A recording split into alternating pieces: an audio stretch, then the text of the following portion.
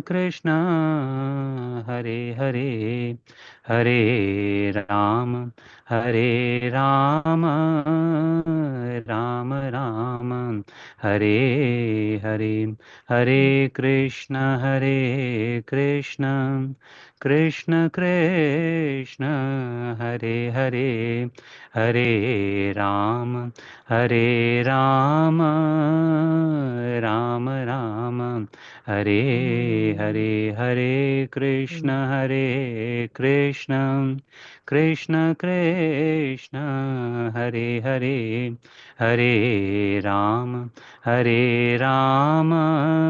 राम राम हरे हरे हरे कृष्ण कृष्ण कृष्ण हरे हरे हरे राम राम राम हरे हरे हरे कृष्ण कृष्ण कृष्ण हरे हरे हरे राम राम राम हरे हरे हरे कृष्ण कृष्ण कृष्ण हरे हरे हरे राम राम राम हरे हरे हरे कृष्ण कृष्ण कृष्ण हरे हरे हरे राम राम राम हरे हरे हरे कृष्ण कृष्ण कृष्ण हरे हरे हरे राम राम राम हरे हरे हरे कृष्ण कृष्ण कृष्ण हरे हरे हरे राम राम राम हरे हरे हरे कृष्ण कृष्ण कृष्ण हरे हरे हरे राम राम राम हरे हरे हरे कृष्ण कृष्ण कृष्ण हरे हरे हरे राम राम राम हरे हरे हरे कृष्ण कृष्ण कृष्ण हरे हरे हरे राम राम राम हरे हरे जय राधा गोविंद राधा गोविंद राधे जय राधा दामोदर राधा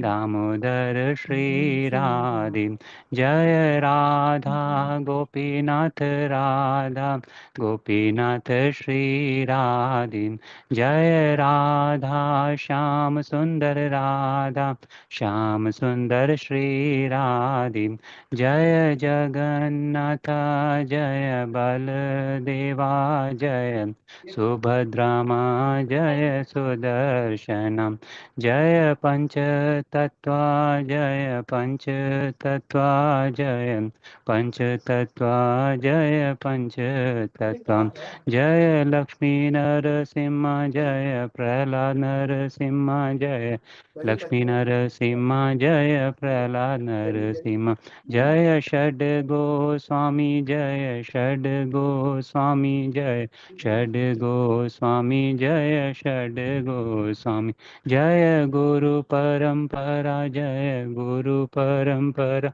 जय गुरु परंपरा जय गुरु परंपरा जय जय प्रभुपाद प्रभुपाद प्रभुपाद जय जय प्रभुपाद जय जय गुरुदेव गुरुदेव गुरुदेव जय जय गुरुदेव नित्य गौर हरि बोल हरि बोल हरि बोल नित्य गौर हरि बोल नित्य गौर हरि बोल हरि बोल हरि बोल नित्य गौर हरि बोल। जय नाम संकीर्तन की जय, श्रील प्रभुपाद जय की श्री जय, श्रील गुरुदेव की जय, निताय गौर प्रेमानंदे। हरि हरि बोल। थैंक यू प्रभु। ओम नमो भगवते वासुदेवाय।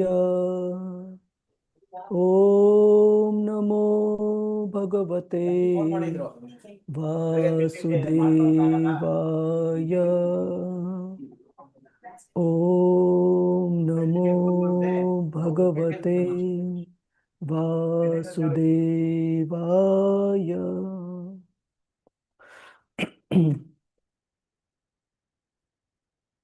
Mataji, please make me host, please. Rasarangini Mataji. Hare Krishna, Hare Krishna.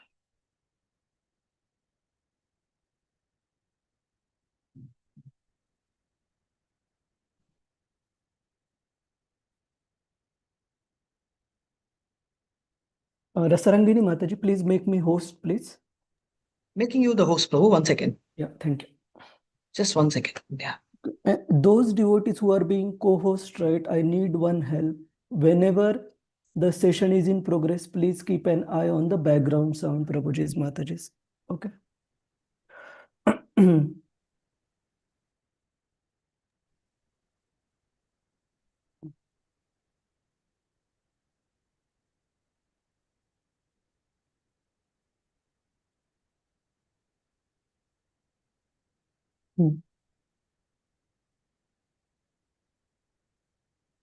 Om Namo Bhagavate Vasudevaya. Om Namo Bhagavate Vasudevaya. Om Namo Bhagavate Vasudevaya. Narayanam Namaskritya Naram Chaiva Narottamam Devim Saraswatim Vyasam Tato Jayamudiraye. Nashtapraeshu abhadreshu Nityam Bhagavata Sevaya Bhagavatir Uttama-shloke Bhaktir Bhavati Naishtiki.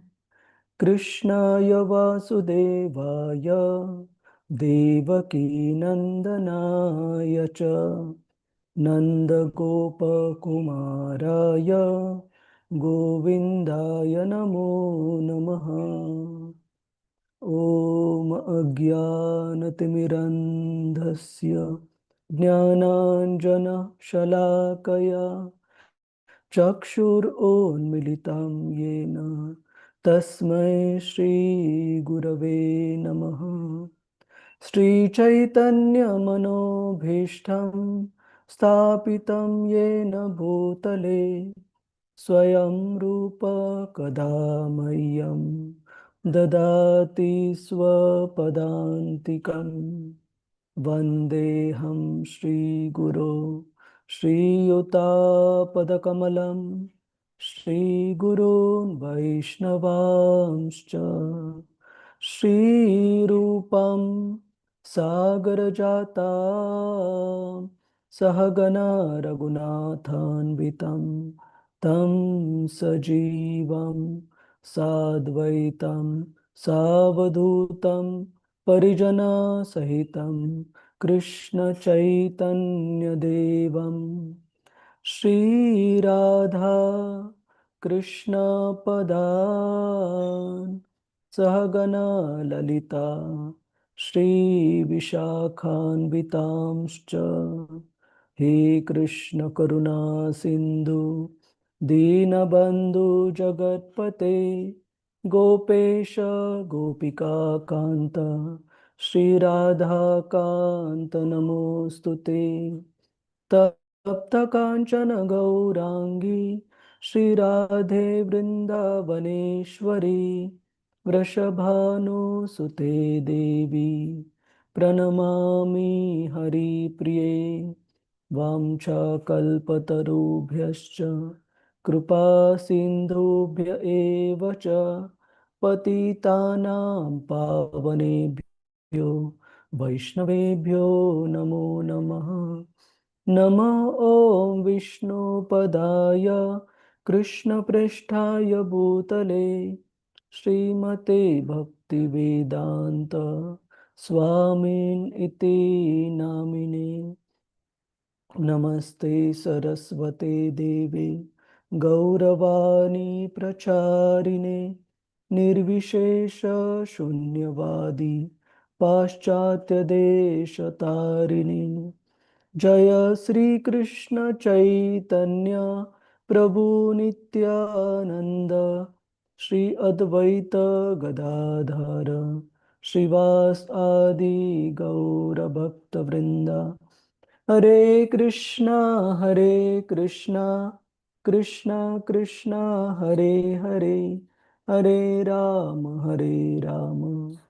Ram Ram Hare Hare. Hare Krishna, Prabhuji's Mataji's welcome everyone to today's discussion on Srimad Bhagavatam. Hare Krishna, Prabhuji. Pranam, Prabhuji. Hare Krishna, Hare Dandavat. Krishna. हरे कृष्ण प्रभु दंडवत Hare Krishna. Hare Krishna, Dandavat Mataji. Dandavat Pranam, Prabhuji. Hare Krishna. So we saw in the last few verses in this particular chapter how at the beginning of this chapter we see Parikshit Maharaj asking various questions to Shukadev Goswami, especially requesting Shukadev Goswami to explain about Lord's pastime of creation. How does Lord create this particular cosmic manifestation? And in response, and he also glorifies Shukadev Goswami that you know the past, present, and future. So you are truly qualified to reveal to us this particular mystery of the creation of this cosmic manifestation by the Lord. And we see in response to this particular set of questions, Shukadev Goswami beginning his response with offering prayers to the Supreme Lord. And in one of the subsequent purports that we are going to discuss today, Srila Prabhupada quotes how Shukadev Goswami, he begins offering his prayers to the Lord by remembering various limbs of devotional service, beginning with Kirtanam. He says that, let me offer my respectful obeisances unto the all auspicious Lord Sri Krishna, about whom glorification, remembrances, audience, prayers, hearing, and worship can at once cleanse the effects of all sins of the performer. So Shukadev Goswami is remembering the different limbs of devotional service, starting with Kirtanam, Yat Kirtanam. And in the subsequent verses, there is also glorification of the different limbs of the Lord, starting with Lord's lotus feet. So in this series of verses, Shukadev Goswami is offering his prayers before beginning to start responding to Maharaj Parikshit's inquiry about the process of creation. So we had covered verses till text 17, and we will start from text 18 onwards. So we'll recite the prayers first. Anybody who wants to recite, please keep your hands raised. Prabhuji's, Mataji's. Hare Krishna. Okay. Yeah, we'll start with Gita Pradeep Mataji. Hare Krishna, Gita Mataji. Krishna Prabhuji, Vrindavan. Dandas. Kirata Gunandra Pulinda Pulkasha Kiratandra Pulinda Pulakasha Abhira Sumba Yavanaha Kashadayaha Abhira Summa Yavana Kashadayaha Ye Niecha Papayat Apasrayastrayaha Ye Anya Neja Papayada Sudyanti Tasmai Prabhavashinave Namaha Shudyanti Tasmai Prabhavishne Namaha. So before we go to the translation and purport, in this particular verse, Shukadev Goswami is mentioning various categories of human beings who are supposedly mentioned as having being born in lower classes. And please don't take it with reference to anybody of us, because as we know from the scriptures, Kalau Shudra Sambhavaha. In Kali Yuga, everybody is born a Shudra.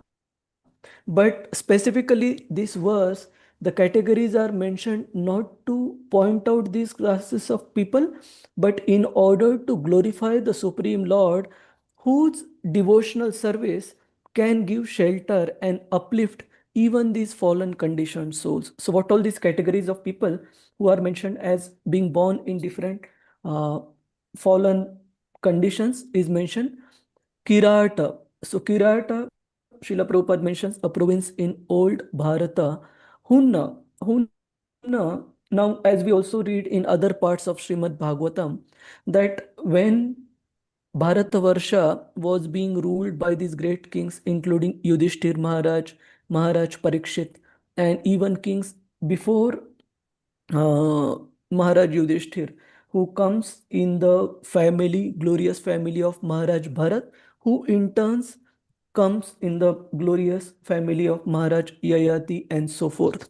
So regarding this dynasty, we had mentioned before, but I can just show once more. If we take Canto 9 of Srimad Bhagavatam, Prabhuji's Mataji's, and at the end of the chapters and verses of Canto 9, there are beautiful plates that are now here. I don't know whether you can see. So, sorry, I have to remove the background. 1 second.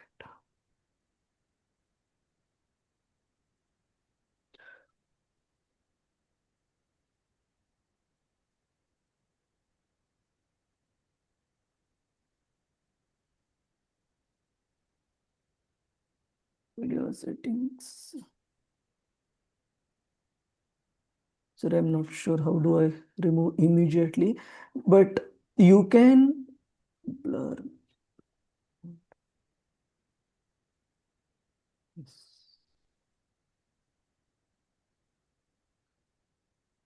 So you can see in Canto 9 of Srimad Bhagavatam, at the end of all the chapters, there are genealogical tables that are given where the Sun dynasty as well as the dynasty starting from Moon, they have all been mentioned. So it is very, very informative how these genealogical charts coming from both these devatas, they are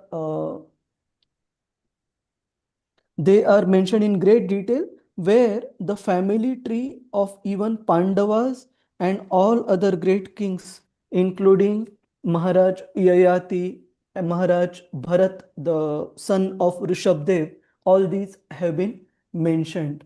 So here we can see that when Pandavas were ruling the earth, specifically Yudhishthir Maharaj and even later on Parikshit Maharaj, all these different provinces that are mentioned here, including Huna. Huna, Srila Prabhupada mentions as part of Eastern Germany and Russia.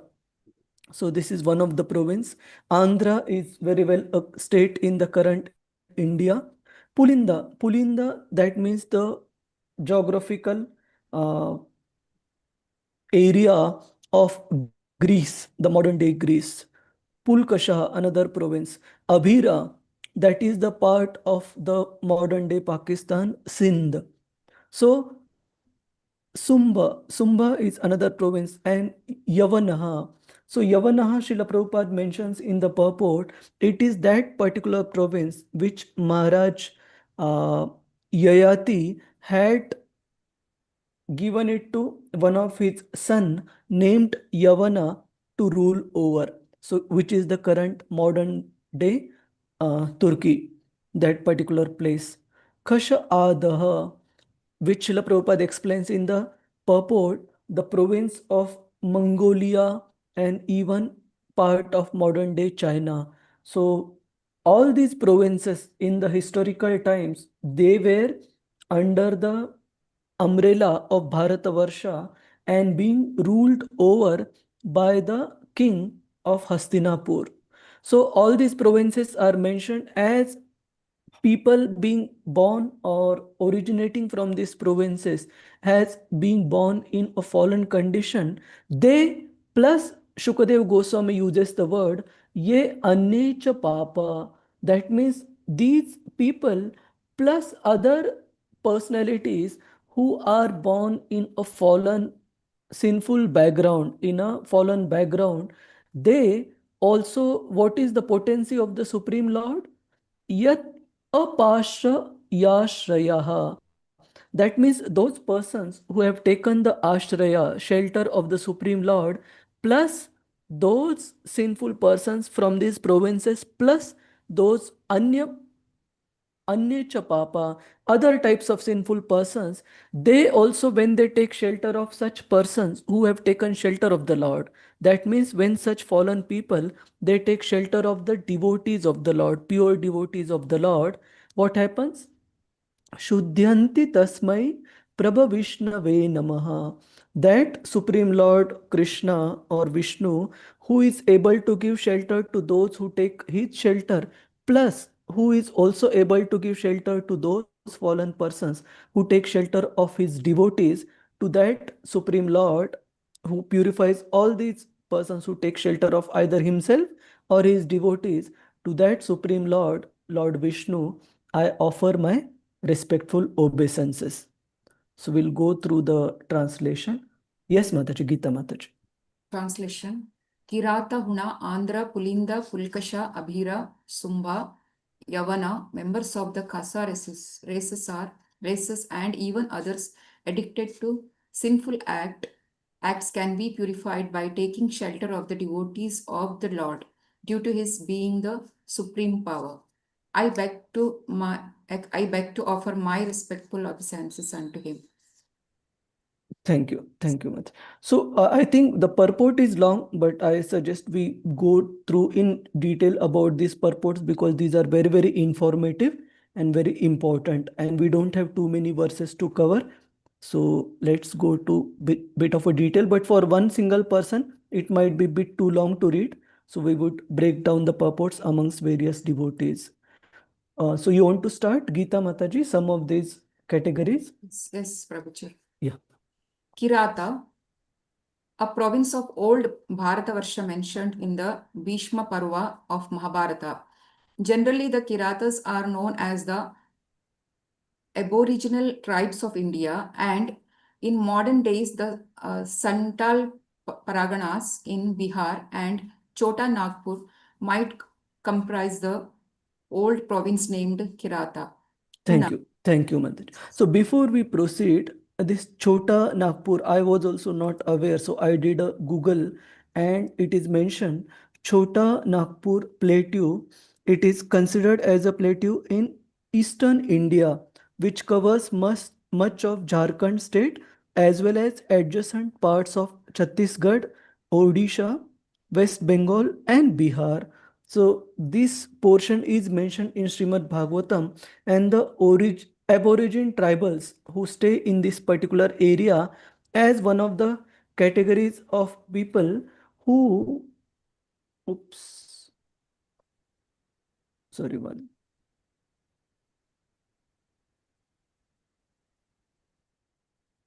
sorry, Prabhuji. Yeah, who are considered as behind civilization, behind the Aryans or the civilized classes of people which are mentioned in the Shastras. So they also, when they take shelter of the devotees of the Lord, they also get purified. They also, what is the word that is used? Shuddhyanti tasmai. The Lord is able to purify them as well at once, as soon as they take shelter of the devotees. Next category, Mataji, Huna. Huna, the area of East Germany and part of Russia, is known as the province of the Hunas. Accordingly, sometimes a kind of hill tribe is known as the Hunas. Shall I? Yes, Mataji. Andhra, a province in southern India mentioned in the Bhishma Parva of Mahabharata. It is still extant under the same name. Yeah, extent is it is still existing, currently existing with the same name. Yeah. Pulinda, it is mentioned in Mahabharata, Adi Parva 174.38. The inhabitants of the province of the name Pulinda. This country was conquered by Bhishma Sena and Sahadeva. The Greeks are known as Pulindas, and it is mentioned in the Vanaparva of Mahabharata that the non-Vedic race of this part of the world would rule over the world. This Pulinda province was also one of the provinces of Bharata, and the inhabitants were classified amongst the Kshatriya kings. But later on, due to their giving up the Brahmanical culture, they were mentioned as Mlichas, Mlichas. just as those who are not followers of the Islamic culture and called Kafirs, and those who are not followers of the Christian culture and called heathens. Thank you. Thank you, Mataji. So in the later part of the purport, Srila Prabhupada explains how the one of the great conquerors from this particular province later on conquered a major part of the world, Alexander the Great, from Greece province, how he conquered a major part of the world, and even he set out to conquer India as well, but he couldn't. So this particular portion of the earth, it was conquered by Bhimasen and Sahadev, two of the Pandava brothers, and it was ruled by the Pandavas. But later on, the residents of this particular province, who were Kshatriyas, when they gave up following the Vedic culture, the Brahmanical culture, then they were categorized as the ones in the fallen state. And this particular terminology, it is used differently in different cultures, like Srila Prabhupada mentions. In the Vedic cultures, those people who don't follow the Vedic culture way of life, including following some of the basic tenets of Vedic cultures, like uh, not committing violence where it is not absolutely needed and all. So these are called as mlechas. In plain English, the meaning of mlechas is the meat eaters. But in this particular context, it means those who are not following the rules of the Vedic culture anymore. And Prabhupada explained that similar terms also exist in other cultures where people who don't follow that particular cult, they are termed with a particular terminology. So this is for the Pulindas. Then Abhira. Yes, Mataji. Abhira. This name also appears in the Mahabharata, both in the Sabha Parva and Bhishma Parva. It is mentioned that this province was situated on the river Saraswati in Sindh. The modern Sindh province formerly extended on the other side of the Arabian Sea, and all the inhabitants of the province were known as the Abhiras. They were under the domination of Maharaja Yudhishthira, and according to the statements of Markandeya, the Mlichas of this part of the world would also rule over Bharata. Later on, this proved to be true, as in the case of the Pulindas. On behalf of the Pulindas, Alexander the Great conquered India, and on behalf of the Abhiras, Muhammad Ghori conquered India. These Abhiras were also formerly Kshatriyas within the Brahmanical culture, but they gave up the connection. The Kshatriyas who were afraid of Parshurama and had hidden themselves in the Caucasian hilly regions later on become known as the Abhiras, and the place they inhabited was known as Abhira Desha. Thank you, Mataji. So, as like in one of the classes given by one of Srila Prabhupada's senior disciple, His Holiness Navayogendra Swami Maharaj, Maharaj explained very systematically, along with giving the timelines, that how as late as the 12th century, even the portion up to Persia, which is called modern day Iran, it was also part of Bharatavarsha, the modern day India. It extended up to Iran on left, and on right all these provinces including Mongolia, Bhutan, Bangladesh was there part of us as uh, as late as 70-80 years uh, before now.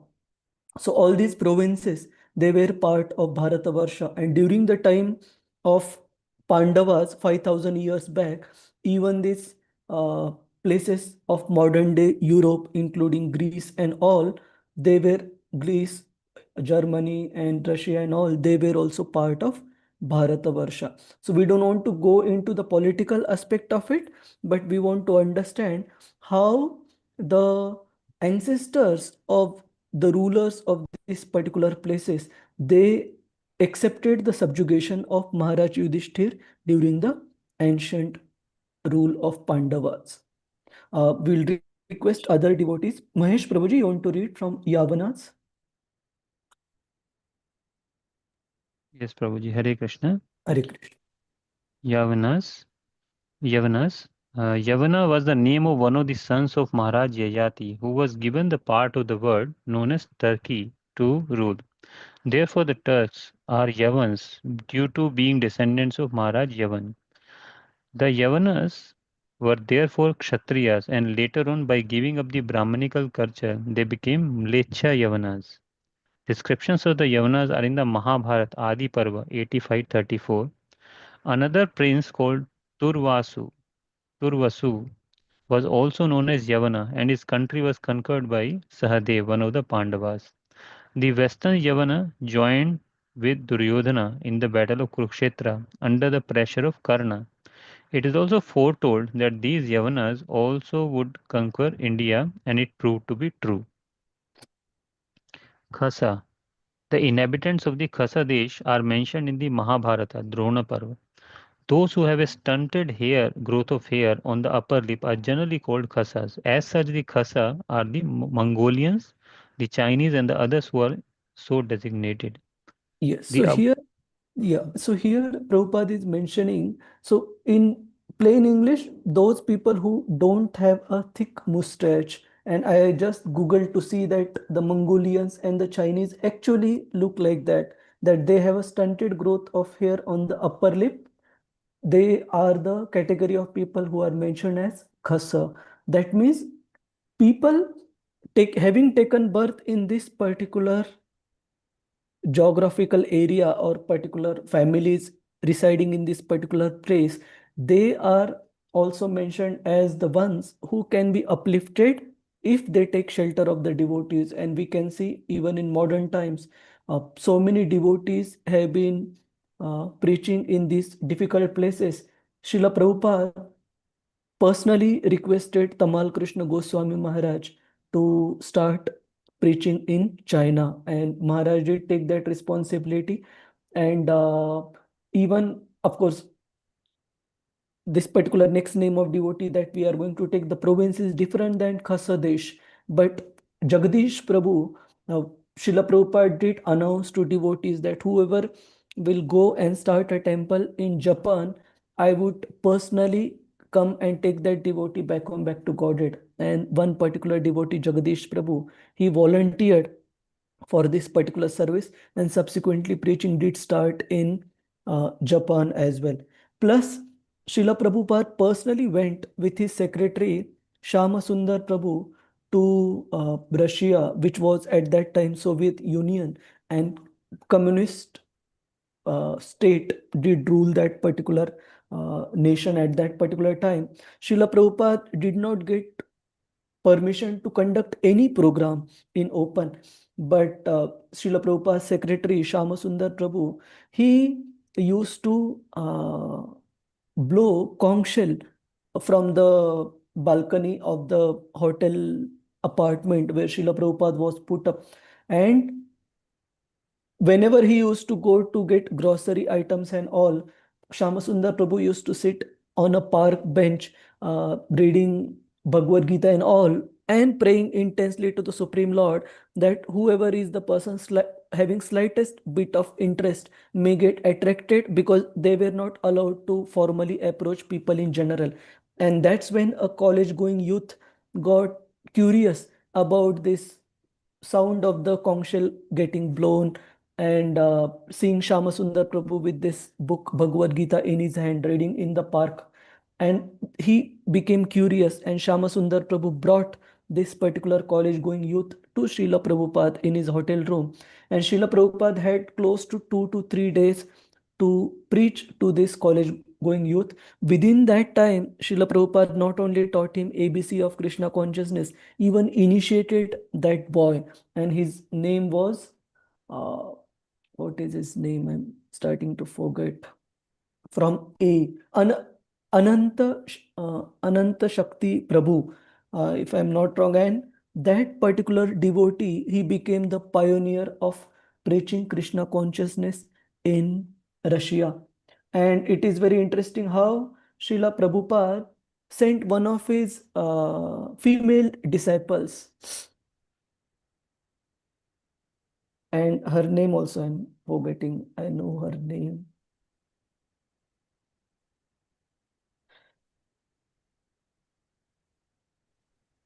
It is from M, but maybe I'll remember in a while. So that particular Mataji, the bride and the groom, they were instructed by their spiritual master to get married to each other. And Mataji went with one particular devotee who acted as a priest. And first time the groom and the bride saw each other was at the airport. But both were so committed to the mission of their spiritual master that it is not important that I need to marry a particular person. This particular service has been given to be my spiritual master so that his mission can be preached properly. And both agreed, and that particular couple was the first devotee couple in Russia who started the preaching mission in Russia. And now we have hundreds and thousands of devotees practicing Krishna consciousness in Russia. What is the name of? I just saw her in Kartik Yatra at Govardhan. I'm starting to forget things. Prabhuji, Khasas are still there in Northeast as a Yeah. tribe also. Yeah. They are there, and basically, see, the modern day national boundaries are man-made, but historically, these provinces existed as a overall province. Yeah. Like even today, say for example, West Bengal is a state in India, Bangladesh is a separate, but pre-British era, it was all called as Bengal. So like that, up to Khas. almost up to Odisha. Yes. Including parts of Odisha. But even Prabhuji, one more point. Arjuna married someone from the Manipur. Khasa tribe. Manipur, yeah. Manipur. One of Arjuna's wife was the Wives. princess of Manipur. Yes. And so that particular province was also made into all devotee cult through the preaching conducted by subsequent generations of the Pandavas. Okay. So point is how devotional service is so potent to uplift people having been born in such sinful setup, and so don't get offended anyone. The point is not to pinpoint these people, but the point is to glorify the potency of devotional service. So Bhagavatam mentions not only pure devotees, even those people from these type of fallen backgrounds, when they take shelter of the devotees, their lives can also be completely purified. Prabhupada uses the word at once purified, immediately purified. Then we proceed with the purport. Yes, Mahesh Prabhu. Yes, Prabhuji. The above mentioned historical names are different nations of the world. Even those who are constantly engaged in sinful acts are all corrigible to the standard of perfect human beings if they take shelter of the devotees of the Lord. Yeah. This Jesus, word corrigible means eligible. Very simple English. Yes, Prabhu. Jesus Christ and Muhammad, two powerful devotees of the Lord, have done tremendous service on behalf of the Lord on the surface of the globe.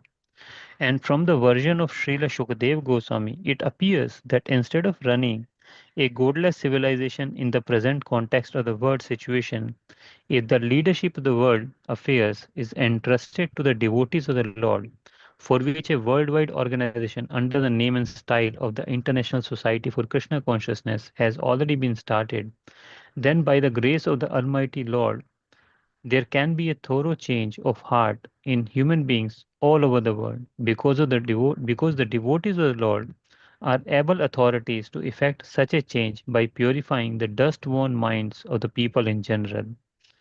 The politicians of the world may remain in their respective positions because the pure devotees of the Lord are not interested in political leadership or diplomatic implications. The devotees are interested only in seeing that the people in general are not misguided by political propaganda and in seeing that the valuable life of a human being is not spoiled in following a type of civilization which is ultimately doomed. If the Yes, yes. politician, yeah, We'll Hare take a Krishna. pause here. So here, Srila Prabhupada is proposing that how such great devotees, he gives the example specifically of Prophet Muhammad and Jesus Christ, that they were great devotees of the Lord and who did such tremendous service to the Lord by spreading the cult of devotion in a way that people at that time in their fallen condition could appreciate. Like we often mention, in case of both these personalities, they preached in such difficult circumstances where people were literally living the life more or less like that of an animal, not even following the basic constraints, restrictions, and rules in their life. So first they had a task in their hand to bring these people from animal platform to the human platform, at least bring them to the platform of civilization, beyond which the devotional service can be taught subsequently. But if these people remain in animalistic propensities, then their degradation to the lower species of life is evident. So both these prophets and the great devotees of the Lord, as Srila Prabhupada calls them, they protected people from gliding down to the animal life by teaching them basic sense of civilization. And say, for example, in the case of Lord Jesus Christ, he showed so many magical tricks in terms of bringing somebody with a terminal disease back to good health and all. And Lord Jesus Christ did not mention this as the highest form of what can be taught in devotional cult. He taught them just so that people start building their faith, so that they are ready to listen to what he has to say or what his followers have to say. And Lord Jesus Christ mentioned so many times to the people that I have so much more to give it to all of you, but you are not yet ready. And also, one interesting fact, that if we study the history of the life of Jesus Christ, he did travel to India and he did stay for 1 month or more than a month in specifically in Jagannath Puri. So these were definitely great personalities who could have given the process of devotional service as it is being taught right now, but people at that time were not ready to directly consume that and accept that. So they had to first bring them to the platform of civilization from animalistic life.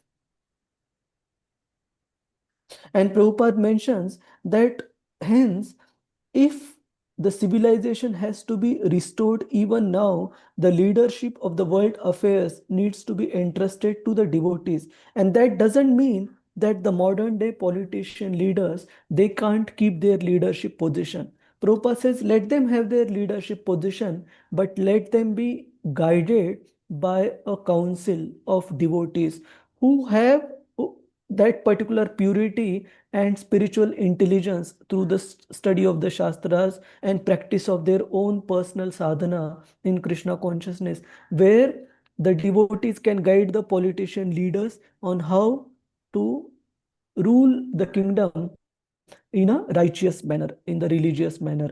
And like we see the examples of so many kings being guided by the council of brahmanas or devotees, we see in the case of Prithu Maharaja's father, Vena, and Vena's father, Anga Maharaj.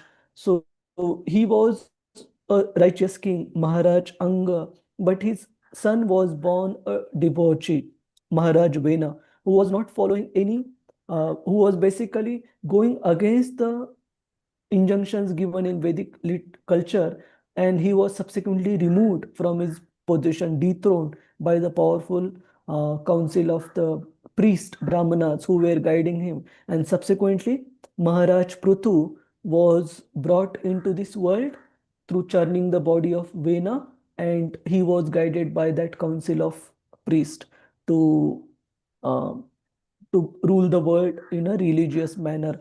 Similarly, as late as the modern history, we also see great kings like Ashoka. He was also guided. And we see Chandragupta Maurya. He was also guided by uh, qualified personalities like Chanakya and so on and so forth. So it is mentioned that the Buddha cult or religion, it spread in major part of the world only because of the only because of King Ashoka becoming a patron. Similarly, Chanakya's teaching could only be available for the world because of his counsel being sincerely accepted and rule being conducted based on those teachings by Chandragupta Maurya. So, point is, both these aspects for driving the world are important. There should be strong Kshatriya leaders who can be politicians or kings, and they should be guided by a pure class of council of people who are very pure in their own conduct of in their own personal conduct as well as the way they lead their life. Then the world situation can be very conducive for the spiritual practice of everyone in general. So devotees are not interested in being the leaders, but they can guide the leaders, and that way the world can succeed. Yes, Prabhuji. You can start Highlight from part. as Shukadev Goswami. Yes. As Shukdev Goswami began his prayer by discussing the word Yat Kirtanam, so also Lord Chaitanya recommended that simply by glorifying the Lord's holy name, a tremendous change of heart can take place by which the complete misunderstanding between the human nations created by politicians can at once be extinguished. And after the extinction of the fire of misunderstanding, other prophets will follow. The destination is to go back home, back to Godhead, as we have several times discussed in these pages. Yes. And which particular verse Srila Prabhupada is referring to?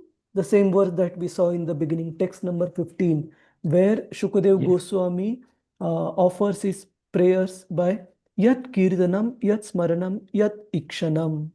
He glorifies the process of glorifying the Lord, chanting the holy names or glorification of the Lord. Yes, Prabhuji, according to According to the cult of devotion, generally known as the Vaishnava cult, there is no bar against anyone's advancing in the matter of God realization. A Vaishnava is powerful enough to turn into a Vaishnava even the Kirat, etc., as above mentioned. In the Bhagavad Gita 9.32, it is said that by the Lord that there is no bar to becoming a devotee of the Lord, even for those who are low-born or women, Shudras or Vaishyas. And by becoming a devotee, everyone is eligible to return home back to Godhead. The only qualification is that one takes shelter of a pure devotee of the Lord, who has thorough knowledge in the transcendental science of Krishna, with Bhagavad Gita and Srimad Bhagavatam. Thank you. Anyone, yeah, Yes. Hare Krishna. So we see last time we saw in our discussion example of that great devotee who came from a Mohammedan family background but had taken shelter of Srila Prabhupada. Anybody remembers Prabhuji's Mataji's Dosha Prabhuji, who was initiated as Rama Ranjan Prabhu. All of you remember this story, Prabhuji's Mataji's, that we discussed? Was it? He was from Iran, isn't it, Prabhu? I don't recollect Because the there was one place. story you told, I remember. Yeah. One Srila- from Iran, and then Srila Prabhupada helped his family get over the Yes, difficulties of the death. yes. Correct. So Is yeah, it the so same? the story is true, just that whether he was from Iran, I am not sure, but he did come from a Mohammedan family, Dosha Prabhu, and we see that how initially uh, he went through severe difficulty and resistance from his community, from his family, for chanting the holy names of Lord Krishna, Lord Rama, but subsequently, just within a year or so of he being initiated by Krishna's own arrangement, he did die of one particular disease, and devotees were aghast that a person undergoing so many tribulations just to practice his Krishna consciousness, why did Lord allow this to happen? Why didn't he protect him?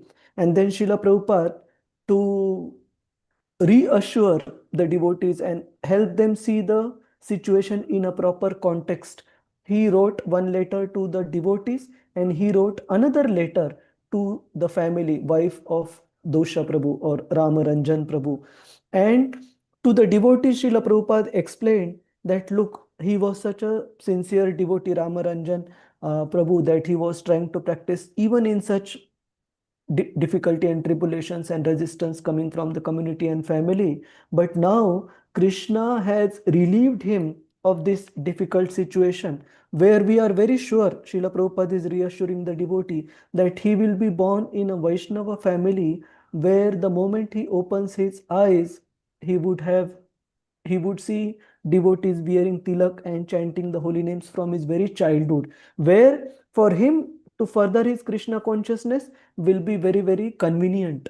And to the family, Srila Prabhupada wrote that I know it is a difficult situation, but if you wish, you have the option of joining the community of devotees, and we would make sure that you are not left alone, and whatever your necessities are in terms of the care for the children, their education and everything, they will be properly provided and supported with. And it is explained how this particular Dosha Prabhu, Ramaranjan Prabhu's family, which was antagonistic earlier, his wife subsequently had two options, whether to follow the path that her husband was so much devoted to, or uh, give up the connection with devotees altogether, and she did choose earlier option, and his family, Prabhuji's family, entire family became devotees. So then Prabhupada explained that look, Krishna arranged in such a way that the devotee in difficult circumstances, he also got a better situation to practice his Krishna consciousness, plus his family, which was earlier antagonistic, they also were transformed to become wonderful devotees. So point is how Krishna arranges a particular situation. He knows the best what he is doing. Even if we can't appreciate it immediately, we should know for sure that Krishna has the best in his mind for the welfare of the devotees. So here the point is, even people who are born in such fallen background, they also can be uplifted if they take shelter of the devotees who are well conversant in the transcendental science of Krishna consciousness. So last portion, yeah, Prabhuji, please continue. Anyone?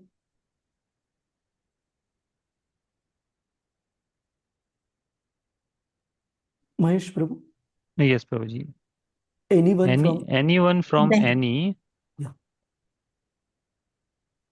Yes. any part of the world who becomes well conversant in the science of Krishna becomes a pure devotee and a spiritual master for the general mass of people and may reclaim them by purification of heart.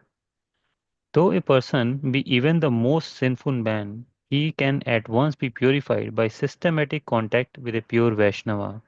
Yeah. The A, Vaish- Vaishnava, yeah. a Vaishnava therefore can accept a bona fide disciple from any part of the world without any consideration of caste and creed and promote him by regulative principles to the status of a pure Vaishnava who is transcendental to Brahminical culture. Yes, The Prabhuji, system, you can yeah, continue with the highlighted part, the Vaishnava. the Vaishnava never accepts another Vaishnava on the basis of birthright, just as he never thinks of the deity of the Lord in a temple as an idol. And to remove all doubts in this connection, Srila Shukdev Goswami has provoked the blessings of the Lord, who is all powerful, Prabhu Vishnave Namaha. As the all powerful Lord accepts the humble service of his devotee in devotional activities of Archana, his form as the worshipable deity in the temple. Similarly, the body of a pure Vaishnava changes transcendentally at once when he gives himself up to the service of the Lord and is trained by a qualified Vaishnava. Thank you, Prabhuji. So in the later part of the purport, we can see Srila Prabhupada is quoting this particular verse from the Padma Puran, where it is mentioned that just as one doesn't consider deity of the Lord as a idol, similarly one should not consider the body of a pure Vaishnava through some material considerations of caste, color, creed, or race, etc. The body of a Vaishnava is all pure because of his total surrender to service of the Supreme Lord. In the last paragraph, yes, Prabhuji. The conclusion is that the Lord, being all powerful, can under any and every circumstance accept anyone from any part of the world, either personally or through his bona fide manifestation as the spiritual master. Lord Chaitanya accepted many devotees from communities other than the Varnashramites, and he himself declared to teach us that he does not belong to any caste or social order of life, but that he is the eternal servant of the Lord, who maintains the damsels of Vrindavan, Lord Krishna. That is the way of self-realization. Thank you, Prabhuji. So before we go to example of one devotee from the life and pastimes of Lord Sri Chaitanya Mahaprabhu, we would like to recollect one particular quotation that we studied as part of the Bhakti Shastri, where it was mentioned that how the body of a Vaishnava should not be looked at from the material vision, even if he or she has got any deformities, any physical limitations. Does anyone remember, Prabhuji's Mataji's, where was this quotation? Nectar of instruction, Prabhu. Nectar of instruction. What was the reference, Rasarangini Mataji? Sloka number, I don't know. Yeah, but English you can mention. What was mentioned? okay, so basically what they are saying is we should not assume the body, but we should not judge based on the body of the Vaishnava. So when our spiritual master, based on the body, just like in Ganga water, we eliminate the foam which is there and we bathe in the Ganga water. Likewise, in Nectar of Instruction, it is mentioned that we should never underestimate the body of a Vaishnava to be a normal body, or we should not go by we should not make a judgment, Prabhu, in one line. Very That, his body is good, bad, something like that. Thank you, Mataji. So we should not judge a Vaishnava based on his body color, race, or any physical deformities, etc. Just like the water of Ganges, even if there is foam and so many other things apparently materially contaminating, but still the purity of water of Ganges remains as it is for a faithful person, and he or she doesn't hesitate to take bath in the Ganges water. Similarly, the body of a Vaishnava is all pure. Yes, Mataji. Sorry, Prabhu. Can I tell the shloka, Prabhu? To the extent of my memory. दृष्टे स्वभाव जनितेर वपुपश्च जोषेर न प्राकृतम इह भक्त जनस्य भाश्चेर गंगा बुदम न खलु बुद्बुदपेन पंकेर ब्रह्म ब्रवित्वम अभिगच्छति नीरधर्मै. Almost close. Hare Krishna. Thank you, Mataji. Thank you. Hare Krishna. So, in this regard, there is a wonderful story of one devotee from Sri Chaitanya Mahaprabhu's life, like Srila Prabhupada is specifically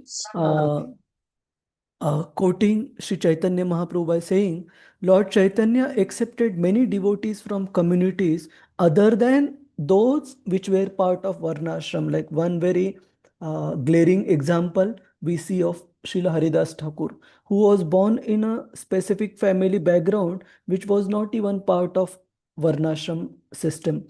Similarly, there is another devotee whose story I have shortlisted here. His name was Subuddhi Roy. So Subuddhi Roy, he happened to be a very influential person and very well-to-do, and he had a servant who came from a specific background, but at one time this particular servant, he misbehaved in some particular way, and Subuddhi Rai, in the mood of a loving father, he did discipline that person, including it seems based on the story, he did give him few beatings on his back as well, and the servant didn't mind. It is as good as a father disciplining a child. But later on, when the servant grew and Subuddhi Rai himself handed over his own wealth and fortune to this particular servant, and the servant got married, and when his wife observed the scars on the back of her husband, she did inquire from him, and when he told his wife that these scars are due to the beatings that I got from my master who disciplined me, she got very upset, and she did ask her husband that he must punish Subuddhi Rai, who was himself instrumental in giving fortune to her husband. And so she asked him either he should kill Subuddhi Rai or give him a very severe punishment. And the servant, being in a double mind what to do, he did something to put Subuddhi Rai in a very difficult situation based on the social custom at that time, where Subuddhi Rai was, some water was sprinkled on Subuddhi Rai, which belonged to the Mlecha community, which was considered outside the Varnashram institution. And the Hindus at that time, they were so strict in following of the Varnashram institution that they considered Subuddhi Rai as an outcast because of this particular happening. And he became like, he was put outside the social setup. What is it called? Ostracized. And then he approached so many Brahmanas at that time to be reinstated back into the Varnashram institution. But they said it is not possible. And finally, he was given a workaround, which was to drink hot boiling ghee. But if he does that, his all internal organs will get destroyed, burnt, and he would die. They said, yes, you should die. Then the next birth in the purified form, you will get again in the Varnashram institution. Yeah.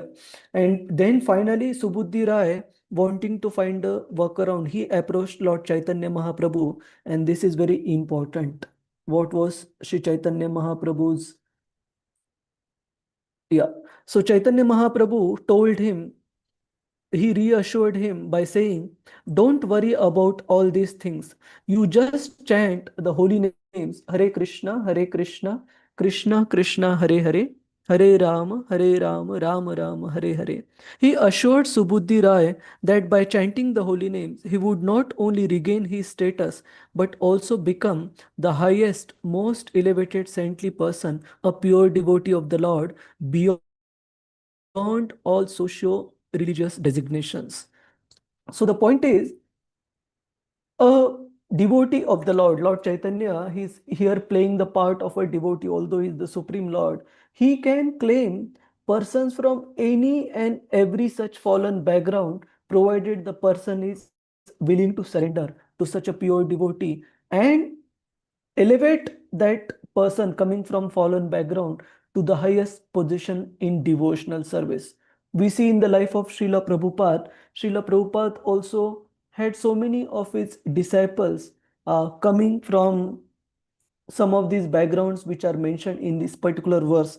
The most glorious example which comes to our mind is that of His Holiness Bhakti Tirtha Swami Maharaj, who was earlier Ghanasham Das Brahmachari. So Ghanasham Prabhu, he came from African American background, from a Negro background, but he did go on to become such an illustrious disciple and servant of Srila Prabhupada, spreading Krishna consciousness in one of the most difficult circumstances, and spreading Srila Prabhupada's book distribution in most difficult circumstances, even risking his own life safety so many times. But he was such pleasing disciple to spiritual master Srila Prabhupada. And at the end, similar to the great devotee of Lord Chaitanya Mahaprabhu, Vasudev Datta, who prayed for the sufferings of the entire world's people's sinful reaction to come upon him, and in turn those people be delivered by Lord Shri Chaitanya Mahaprabhu. In similar mood, Bhakti Tirtha Swami Maharaj also prayed for reactions of sinful activities and the mistakes being done inadvertently by devotees in our movement to come upon him, and in turn devotees be elevated. He did get a very terminal stage of cancer in his life, but he did die a glorious death because of being in amazing consciousness, remembering Krishna and glorifying Krishna till the very end of his life. So you can read the story in your at your leisure time, but he was also such a great devotee. So it is explained in the scriptures that when the devotee achieves such a exalted position in devotional service, not only is he glorified, but invariably his spiritual master, who imbibed such mood of devotion in his disciple, he also is glorified even further. So we can see in the life of Srila Prabhupada, he also recruited devotees from such different backgrounds and made them into amazing Vaishnavas. Any questions, Prabhuji's, Mataji's, on this verse? This is a very famous verse Yes, that Prabhuji. we just discussed. Question, Prabhuji. Yes, Prabhuji. Prabhuji, maybe by, I think maybe in the neophyte stage, knowingly, unknowingly, we say that Nam Aparadh. So through the story of Subudhi Rai, maybe if we keep chanting, even though we might have done aparadhs, could be Seva Aparadh, Vaishnava Aparadh, Nam Aparadh. If we continue chanting with sincerity, will it be helpful? Will it be helpful to progress and get rid of those aparadhs? It will Or definitely be helpful if we take care of one particular thing. That one particular thing, what we discussed in our last discussion, the most severest type of aparadh is continuing to commit sinful activities, hoping for holy name to protect us from it. So as long as we deliberately try to avoid any further sinful activities, then holy name will definitely help us protect from whatever inadvertent sinful activities and the subsequent reactions which we owe.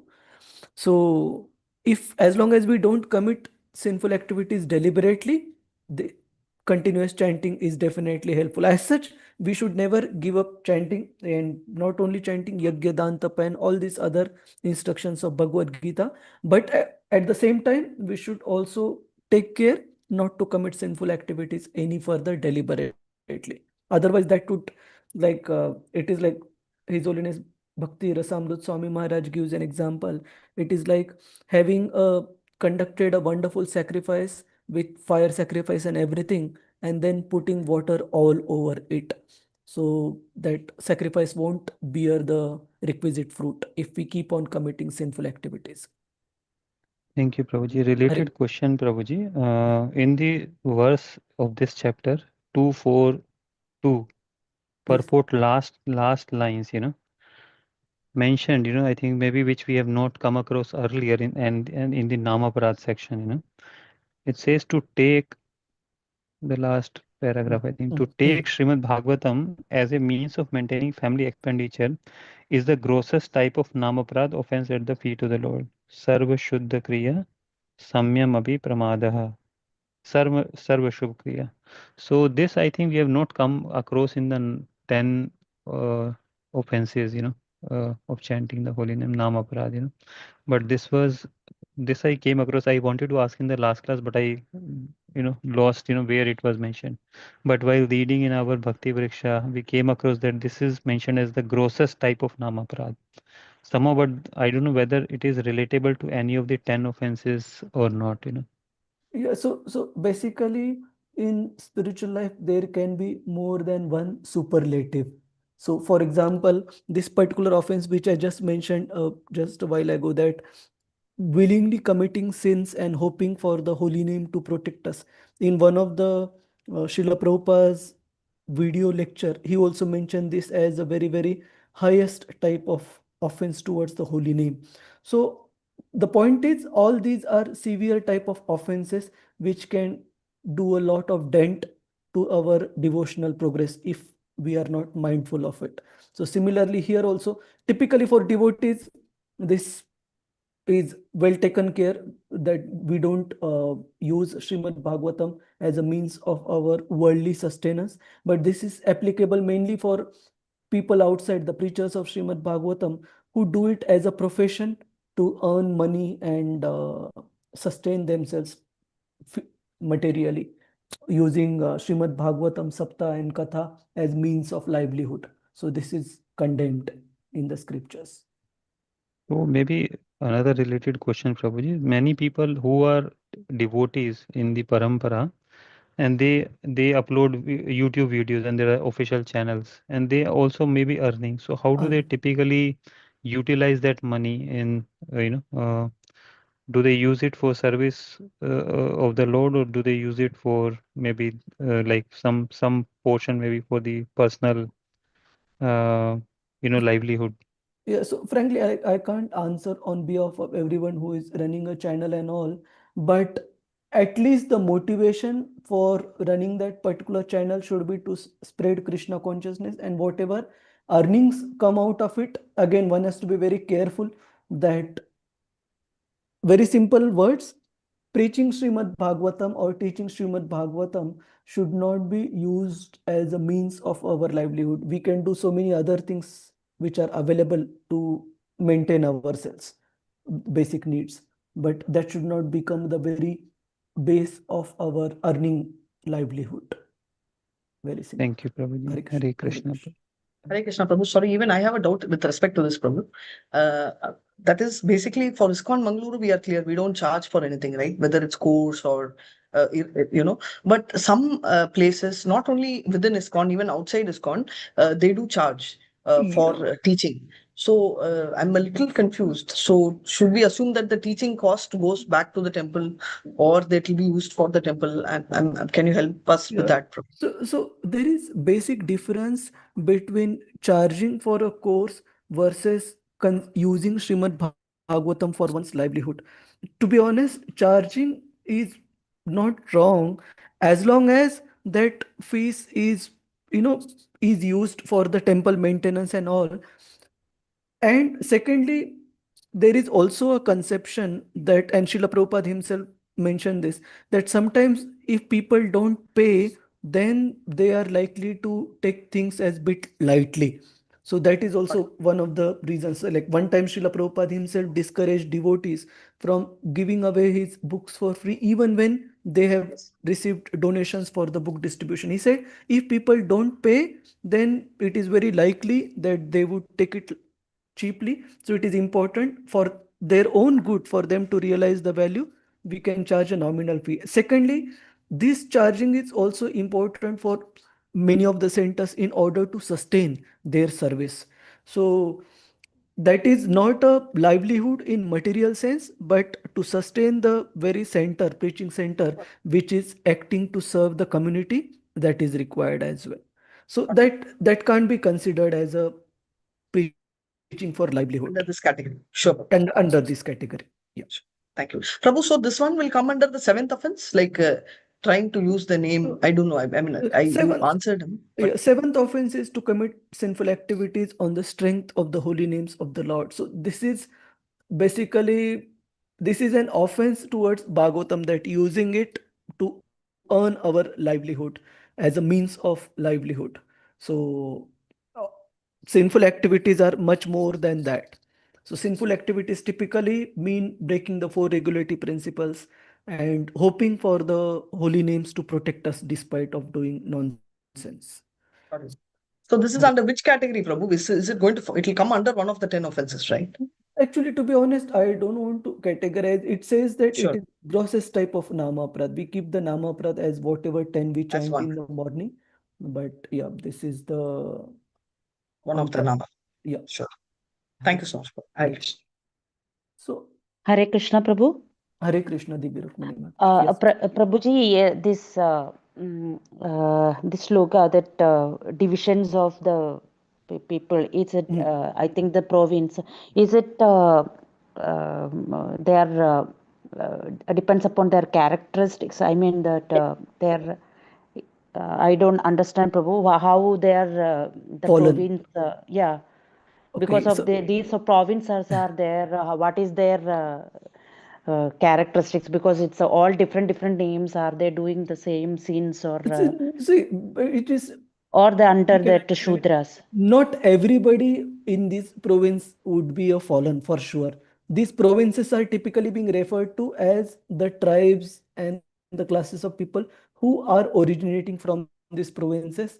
They are mentioned as somebody who have historically been, so I don't want to judge, but it could be that they have historically been known to engage in activities which are breaching the four regulatory principles, something like that. Like some of these are already mentioned in the purport by Prabhupada, like mlechas, that means meat eaters. So if they have given up the Vedic culture and are indulging in meat eating and all, then it is considered one of the fallen conditions.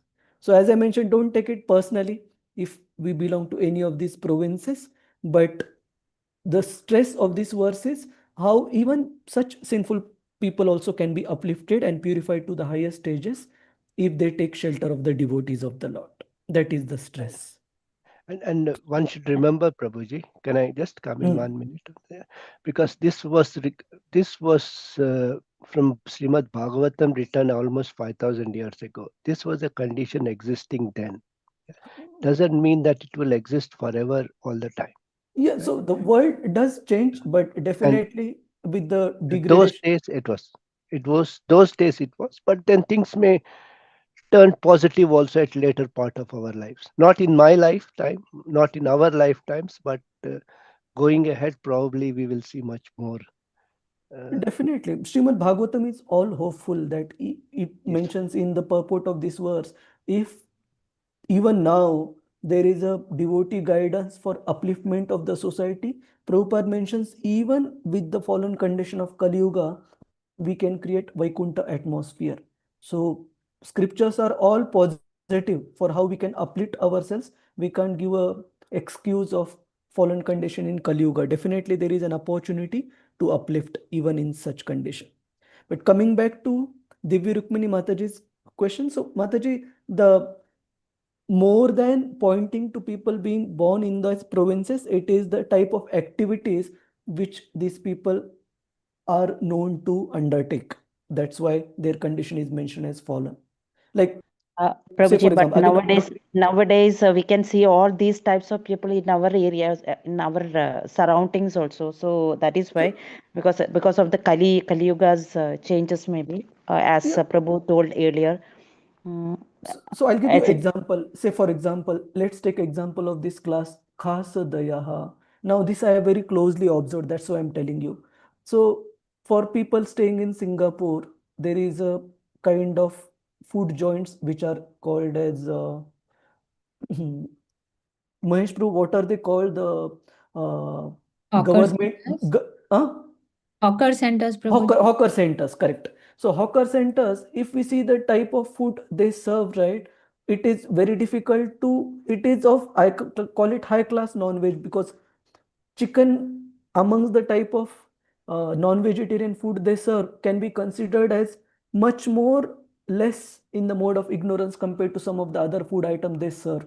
So looking at that lifestyle, we can understand very much that within the section, ignorance is much more deep rooted because of having been indulging in such type of habits right from their childhood. So point is, their ignorance because of these habits going on for generations together is much deeper, and it is important for people from this type of backgrounds to take shelter of the devotees all the more, so that they can also get Shuddhayanti Tasmai. Is that all right? Divya Hare Rukmini? Krishna. Yeah, Prabhu. Hare Krishna. Hare Krishna, Prabhu. Hare Krishna, we proceed. So again, we don't want to pinpoint those people because of their habits, but this is to glorify the potency of devotional service and shelter of pure devotees. So we go to next text number 19. Who is the next one? Rohini Mataji, you want to recite, Mataji? Hare Krishna, Prabhuji. Hare Krishna. Sa esha atmatma vatam adhishwaras. Sa esha vatam adhishwaras. Trainmayo dharmamayas tapomayaha. त्रयीमयो धर्ममयस्तपोमयः Gatavalikair aja shankaradbhir. गताव्यलिकेर्यजशङ्करादिभिः Vitarkyalingo bhagavan prasidhatam. वितर्कया लिङ्गो भगवान् प्रसीदताम्. Translation. Translation. He is the soul and the supreme Lord of all self-realized souls. He is the personification of the Vedas, religious scriptures, and austerity. He is worshipped by Lord Brahma and Shiva and all those who are transcendental to all pretensions. Being so revered with awe and veneration, may that supreme absolute be pleased with me. So this is one of the another excellent prayers offered by Shukadev Goswami, and the how is Lord Krishna described in this prayer? Sa esha atma atmavatam adhishwaras.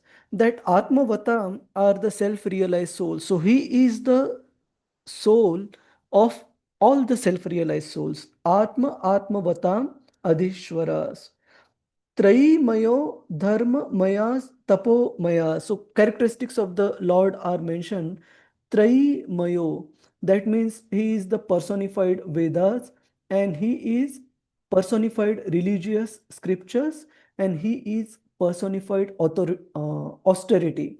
So all these five characteristics of the Supreme Lord are mentioned, and specifically the characteristics of his devotees are mentioned. What is the characteristic of his devotees? Gata Vyali Kair. And we have quoted few other verses focusing on this particular aspect of devotees. That means he is worshipped by those personalities who are above all pretensions and hypocrisy. So here it is mentioned, he is worshipped by, for example, Lord Brahma and Shiva and all those who are transcendental to all pretensions. So Gata Vyalikair means those persons who are above all the pretensions, hypocrisy. That means showing something that we are not. So who are above that pretentious behavior, Lord Krishna is worshipped by such personalities. Vitarkya Lingo, and he is also observed with awe and veneration. So here we will go through some of the select portions. Yes, Mataji, just the highlighted portion. Those who are on the path of self-realization are generally classified as karmis, jnanis, yogis, or devotees of the Lord. The karmis, who are much attracted by the fruitive activities of the Vedic rituals, are called bhukti kami, or those who desire material enjoyment. The jnanis who try to become one with the Supreme by mental speculation are called mukti kami, or those who desire liberation from material existence. The mystic yogis who practice different types of austerities for attainment of 8 kinds of material perfection and who ultimately meet the supersoul, Paramatma, in trance are called Siddhi Kami, or those who desire the perfection of becoming finer than the finest, becoming heavier than the heaviest, getting everything desired, having control over everyone, creating everything liked, etc. All these are abilities of a powerful yogi. But the devotees of the Lord do not want anything like that for self satisfaction. They want only to serve the Lord because the Lord is great, and as living entities, they are eternally subordinate parts and parcels of the Lord. This perfect realization of the self by the devotee helps him to become desireless, to desire nothing for his personal self, and thus the devotees are called nishkami, without any desire. A living entity, by his constitutional position, cannot be void of all desires. The Bhukti Kami, Mukti Kami, and Siddhi Kami all desire something for personal satisfaction, but the Nishkami devotees of the Lord desire everything for the satisfaction of the Lord. They are completely dependent on the orders of the Lord and are always ready to discharge their duty for the satisfaction of the Lord. Thank you. Thank you, Mataji. So here 4 types of personalities are categorized, typically out of which first category is left aside and second, third and fourth are considered as transcendentalist, namely the yogis, the jnanis and the bhaktas. And the karmis, they typically want bhukti kami. Bhukti kami means they want gratification of the senses by following the injunctions of the scriptures, scriptural injunctions. So they want something for themselves which is at a very gross platform to satisfy their senses. Similarly, Gyanis, they are called as Mukti Kamis. So they also want something for themselves, but that something is slightly on a higher level.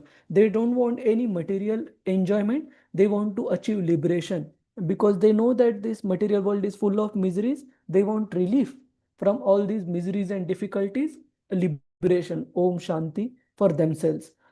Third one, the yogis, they want all 8 type of mystic siddhis, including anima, lagima, mahima, and so on and so forth. So they want to become lighter than the lightest. They want to understand other person's mind. So this is also something for themselves, but which is at a more subtler level. But only fourth class devotees are such who don't want anything for themselves in at the stage of pure devotion. They only want to achieve the satisfaction of the Lord. That's why they are called as nishkamis. Nishkami doesn't mean without totally any desire, without material desire. Typically nishkami means devotees are without material desire. They only desire satisfaction of the Lord behind their service. And there is a famous verse from Chaitanya Charitamrita,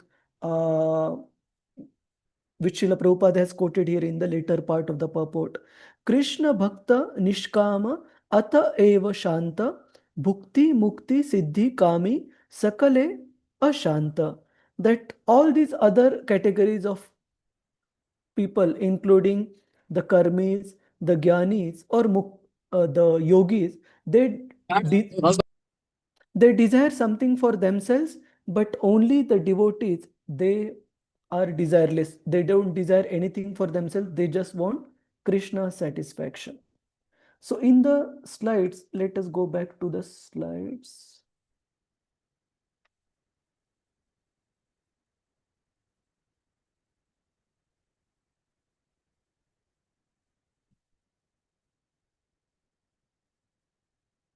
Yeah. So in the slides, there are few verses that I have tried to quote where these verses explain or support this particular understanding of how a devotee does not want anything from the Lord, even when the Lord wants to bestow the devotee with something.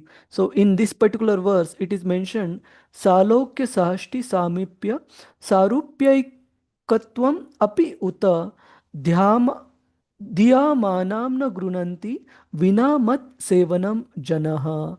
That these devotees, they don't accept from the Lord even when the Lord offers any of these liberations. If accepting this liberation is vina mat sevanam jana, if accepting these offerings is going to stop the devotee from opportunity to rendering service to the Lord. So two examples I have given on the right hand side in the pictures.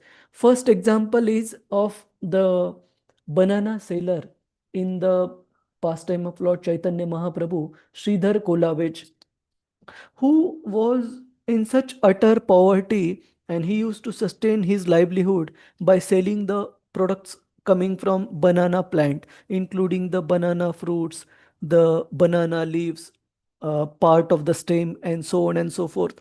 And he was such a magnanimous soul that whatever little bit earning he used to make from selling these natural products of from banana plant, he used to utilize half of that earnings for worshipping Mother Ganges, and remaining half he used to somehow sustain his livelihood. So it is explained Chaitanya Mahaprabhu used to sometimes taunt Sridhar that, look, Sridhar, there are more holes in your thatched hut more than the roof itself. There are more knots in your dhoti than the dhoti itself. What has Krishna given you that you are worshipping him uh, so devotedly? And Sridhar Kolavich would never agree but never contest Sri Chaitanya Mahaprabhu's argument. And later on in the Mahaprakash Leela, when Chaitanya Mahaprabhu showed all his opulences to Sridhar Kolavich, and he was so uh, grateful for Mahaprabhu for having displayed this, Mahaprabhu requested Sridhar Kolavich to ask for a material benediction. And he said, do you want the position of Brahma, or do you want Mukti, or do you want all opulences of the three worlds? I am ready to bestow you just now, and ask me something. And what was Sridhar Kolavich's answer? That, my dear Lord, please don't try to tempt me with all these material allurations, with all these things to enamor me. I don't want any of this. And finally, when Chaitanya Mahaprabhu persisted, Sridhar Kolavich just asked for one thing, and that was the remembrance of Lord Chaitanya Mahaprabhu in his younger days as Nimai, coming to Sridhar Kolavich's shop to buy banana products and do haggling. Haggling means too much negotiation of prices, and finally taking those products for free as per his will.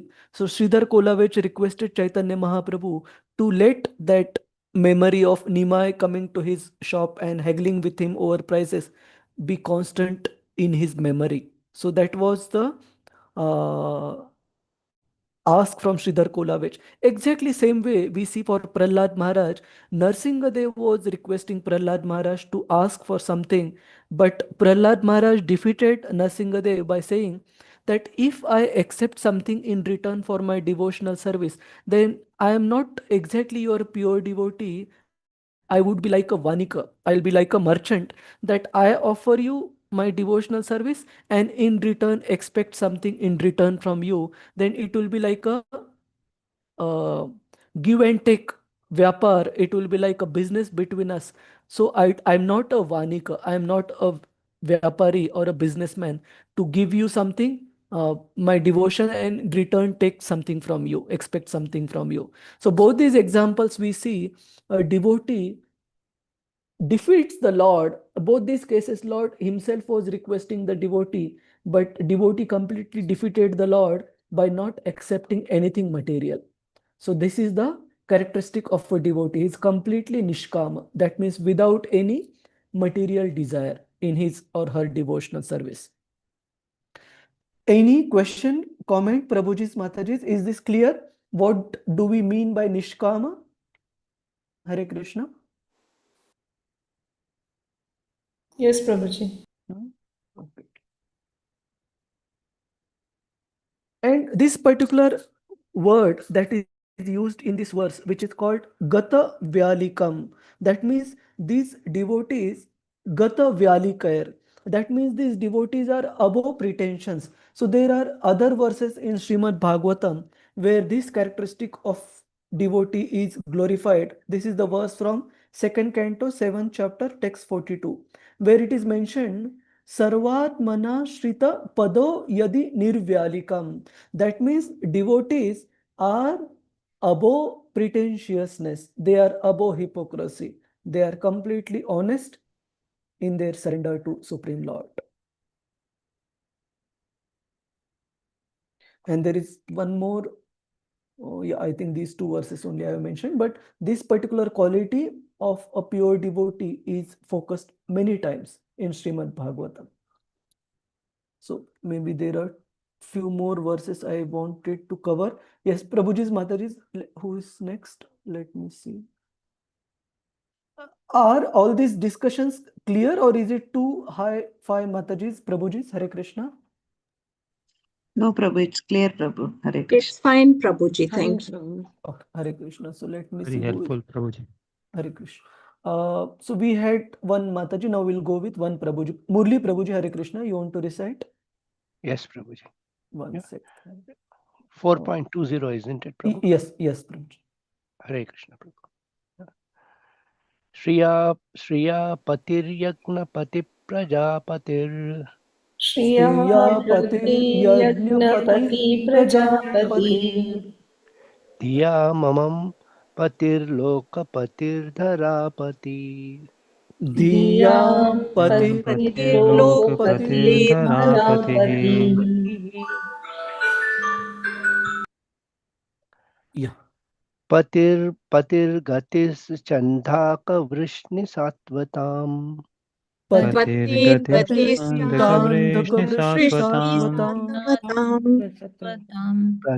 Prasidatam me Bhagwan Satampati. Prasidata me Bhagavan Sampatihi.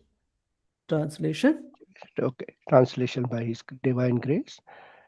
May Lord Krishna, who is worshipable Lord of all devotees, the protector and glory of all the kings, like Andhaka and Vrishni of the Yadu dynasty, the husband of all goddesses of fortune, the direction of all sacrifices, and therefore the leader of all living entities, the controller of all intelligence, the proprietor of all the planets, spiritual and material, and the supreme incarnation of the earth, the supreme in all, be merciful upon me. Thank you. Thank you. So before we go to select part of the purport, coming back to the verse, Lord Krishna is glorified through several adjectives where Pati means the Lord and Master of different classes of people. So who all Lord Krishna is the Lord and Master, that he is the Lord and Master of all Sriyaha. Here Sriya refers to all opulence. Similarly, Krishna is also the Lord and Master of all sacrifices. Yagyarthat karmano anyatra lokoyam karma bandhana. He is the Lord and Master of all sacrifices. Prajapatir, he is the Lord and Master of all people in general in existence. Diyam Patir, he is the Lord and Master of one's intelligence, everyone's intelligence. Loka Patir, one second, Loka is people in general. The proprietor of all planets, yeah. So he's the Lord and Master of all planets. And then Dharapati, he is the Lord and Master of the earth. Hare Krishna. Then plus he is also the Lord and Master specifically of these dynasties that are mentioned, Andhaka dynasty and Vrishni dynasty. So may such Lord and Master be merciful unto me. So we'll go through select part of the purport, Prabhuji, highlighted one.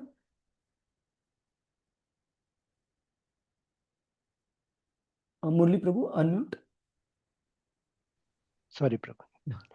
Since Sukadeva Goswami is one of the prominent Gata Vyalikas, yeah, who are freed from all misconceptions, he therefore expressed his own realized perception of Lord Sri Krishna as being the sum total of all perfection, the personality of Godhead. Thank you. Those who are not freed from all misconceptions perform sacrifices to please the minor demigods. But the devotees of the Lord know very well that Lord Sri Krishna is the supreme enjoyer of all performances of sacrifices. Therefore, they perform the Sankirtana Yagna, which is especially recommended in this age of Kali. Thank you. So regarding sacrifices, we see examples of many personalities who pleased the Supreme Lord even when the sacrifice was not completed because of certain specific action undertaken by that devotee. The most glaring example comes to mind is that of Maharaj Prithu. When Prithu Maharaj was conducting his 100 Ashwamedh Yagyas, after the 99 Yagyas were over, Indra got very insecure because the qualification to achieve Indra's post is 100 Ashwamedh Yagyas. And Indra thought that if Prithu Maharaj completes the 100th horse sacrifice, he would become a contender to Indra's post. And then he started devising so many means, unethical means, which eventually would promote irreligion in order to stop Prithu Maharaj from completing that 100th Ashwamedh sacrifice by disguising himself into so many false sannyasi cult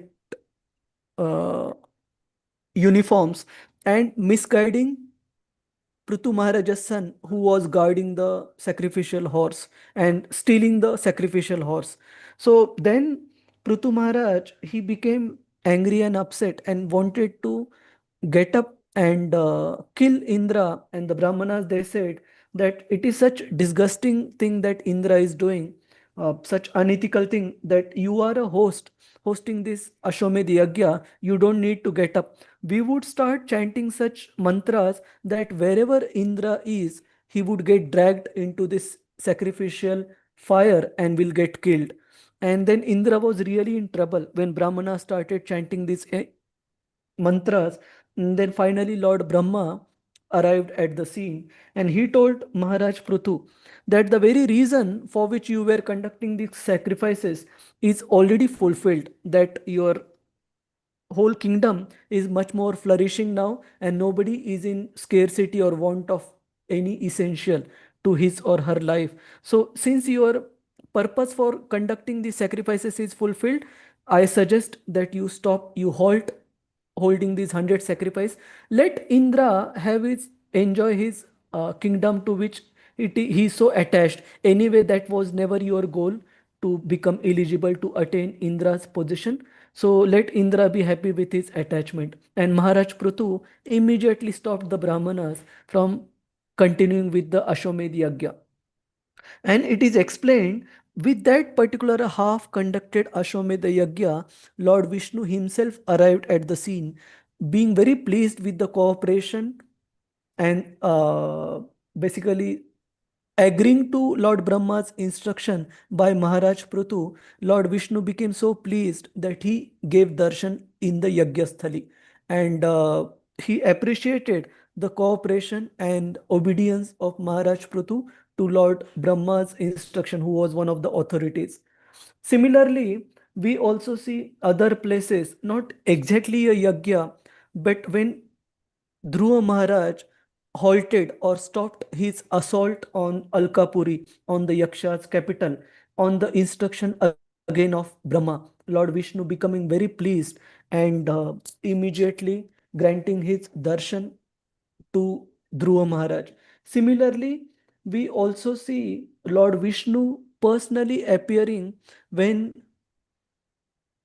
Priyavrat Maharaj and his two authorities, his own spiritual master Narada Muni, plus his own father and another spiritual master Swayambhuva Manu, all three of them agreeing to the verdict of Lord Brahma when there was not a conflict but a discussion whether Priyavrat Maharaj should accept household life as asked by Swayambhuva Manu, or should he continue in Brahmacharya ashram as was recommended by Narad Muni? And to resolve this disagreement, Lord Brahma arrived, and his instruction, all these three personalities agreed immediately. Lord Vishnu immediately became so pleased with their cooperation. He revealed himself. He gave his darshan at that particular place. So point is, a devotee of the Lord is much more interested in satisfying the Lord in any and every sacrifice that he conducts. Sacrifice doesn't necessarily mean the fire yagya. Sacrifice means each and every one of our endeavor. And there is this famous verse in Bhagavad Gita 3:17. Yagyarthat karmano nyatra lokoyam karma bandhana. Is it 3:17? Not 3. Is 3:7. Can anyone check what is the verse number, Prabhuji's Mataji's?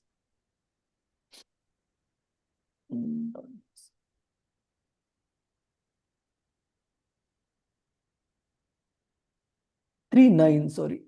So in 3:9, Lord Krishna mentions in Bhagavad Gita how each and every sacrifice, that means each and every activity, we should perform only for the satisfaction of Vishnu. Otherwise, that particular activity would become cause of our bondage. So all these examples that we saw, Prithu Maharaja's example, Dhruva Maharaja's example, Priyavrat Maharaja's example, a devotee's goal is always to satisfy the Supreme Lord. He doesn't bother about other small achievements which may come as a result of his activities, including if Prithu Maharaj would have continued, he could have become eligible to own Indra's post, which he was not at all interested. And same for Priyavrat Maharaj, anyway, he also wanted to perfect his life, but he was more inclined to perfect his life based on instruction of Narad Muni, continuing as a brahmachari. But he did agree to not give in to his inclination, but accept something which was not his natural inclination because it was coming from authorities. So these type of sacrifices, they please the Supreme Lord Vishnu, which a devotee is more attentive to. So any question, comment, Prabhuji's, Mataji's on this particular part, that what is the devotee's mood in performing any of our activities as a sacrifice to Lord Vishnu? Hare Krishna. Clear, Prabhuji. Okay. And in the subsequent purport is bit long, but Prabhupada mentions, he quotes from Bhagavad Gita, how these three activities Lord Krishna recommends in Bhagavad Gita: Yagya, Dana, and Tapa. Sacrifice, charity, and austerity should never be given up. They should always be performed in every circumstance in life. So aim of all such sacrifices is to please Yagyapati Vishnu. Yes, Prabhuji. Murli Prabhu, you were saying something? No, I was about to read the. Oh, yes, highlight. please, Prabhuji, continue. A conditioned soul should never give up the practice of sacrifice, charity, and austerity in any circumstances. The aim of all such sacrifices is to please the Yagnapati, the personality of Godhead.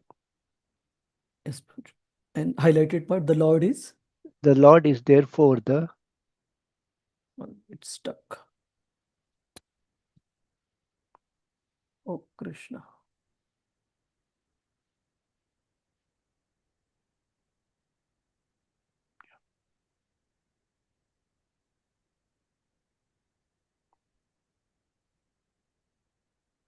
Yes, Prabhuji. The Lord is therefore? The Lord is therefore the guide of all devotees, and as such, Sukadeva Goswami offered him due respects with love-laden feelings. Thank you, Prabhuji. I wanted to cover two more verses. Let's see if we have sufficient. Yeah, at least one more we can continue. So next one is Prema Priya Jayashri Mataji, Hare Krishna, you want to recite Mataji?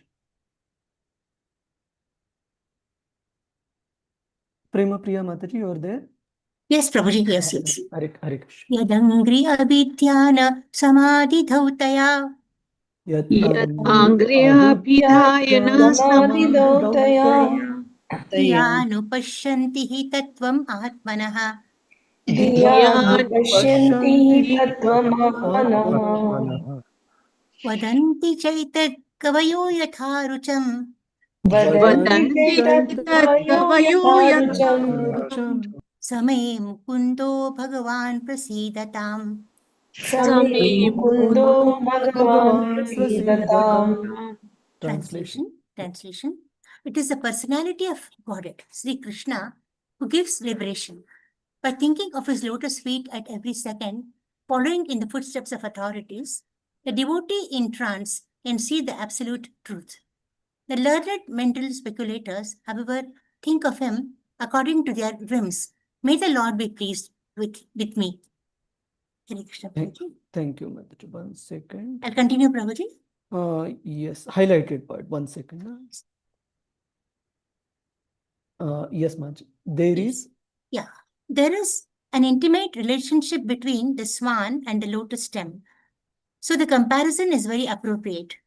Without becoming a swan or Paramahamsa, one cannot enter into the network of the lotus feet of the Lord. Yes. The Lord reserves... 1 second. Here, before this statement, Srila Prabhupada is quoting the famous verse, which is King Kulashekara's prayers from Mukunda Mala Stotra, where he mentions, "My Lord Krishna, I pray that the swan of my mind may immediately sink down to the stems of the lotus feet of your Lordship and be locked in their network. Otherwise, at the time of my final breath, when my throat is choked up with cough, how will it be possible to think of you?" So Srila Prabhupada is stressing in this verse on being completely focused on meditating on the Lord's lotus feet. The prayer which has also been offered by other great devotees like Maharaj Kulashekar. Yes, Mother. Yeah. The Lord reserves the right of not being exposed to such mental speculators. Yes. And because they cannot... Which is the verse in Bhagavad Gita which Srila Prabhupada is pointing to by this line? Famous verse. You can take a minute to search or think or remember.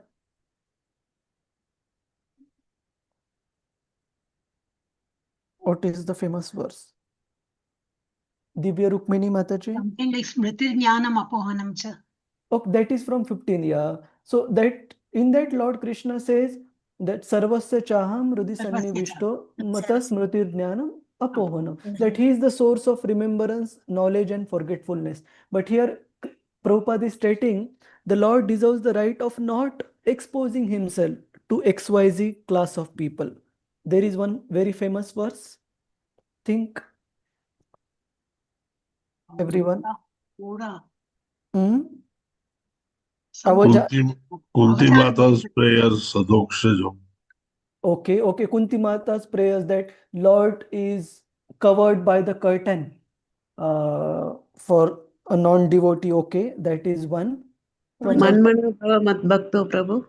Okay, Manmana Bhava. But that is the 4 things one should do. But there is no mention of Lord not revealing himself. Avajananti Namuda. Avajananti Mamuda. Okay, this is close. That the fools and rascals, they don't understand Krishna correctly. What else? Everyone try. Don't worry about being right or wrong. It will purify us if we even try remembering. There is one more where very clearly Krishna says that he deserves the right to not reveal himself in front of 7:45. Yes, Mataji. Recite the verse. Open. Naham prakashah sarvasya yogamaya samavritah mudho Mudho Yeah. yam nabhijanati loko mam ajam avyayam. Translation? Translation: I am never manifest to the foolish and unintelligent. For them, I am covered by my eternal creative potency, yoga Internal. Yeah. And so the deluded world knows me not, who am unborn and infallible. Thank you, Mataji. So Krishna is only revealing himself. He only reveals himself to his devotee, and he deserves right to not reveal himself to non-devotees and the fools. Yes, Mataji, please continue. Prema Priya Mataji. The Lord reserves the right of not being exposed to such mental speculators, and because they cannot enter into the network stem of the lotus feet of the Lord, all mental speculators differ in conclusions. And at the end, they may make a useless compromise by saying as many conclusions as many ways, according to one's own inclination, yatha rucham. Yes. So we don't need to nail that particular personality, but what is this what is this compromise Prabhupada is referring to? Prabhuji's Mataji's? In Bhagavad Gita, he quotes this in his purport. Yathomat tatotat. We remember Prabhuji's Mataji's? Prabhupada quoting this in Bhagavad Gita purport. Yeah. And if we don't want to quote that personality, but if we Google, we would anyway know who was that personality, who was one of the impersonalist leader of an organization. Srila Prabhupada, that particular person said that whoever wants to follow whichever path he or she likes, he can choose, and ultimately he can still reach the perfection. So as many conclusions, as many ways. That was the input of such a mental speculator. We can Google that separately. But yeah, yes, Mataji. Therefore, I think, yeah. Therefore, there is no difference of conclusions amongst the Vaishnava acharyas regarding the Lord and the devotees. I'll continue. Yes, 1 second. So, amongst the mental speculators, Prabhupada mentions in the earlier part of the purport, there are always differences in their opinions, and that's why they have to come up with such useless compromise that whoever wants to think whatever, he can follow that conclusion, and they all mean the same. But amongst devotees, it is not like that. Amongst devotees, there is never any gap in understanding. All Vaishnava Acharya's conclusion regarding Supreme Lord as well as devotional service is consistent and in sync with each other. Yes, Mataji. Yeah.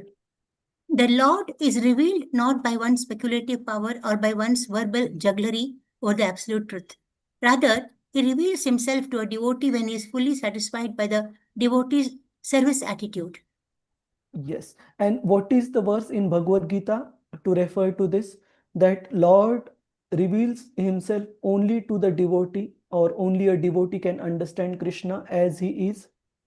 There is a very famous verse. Think.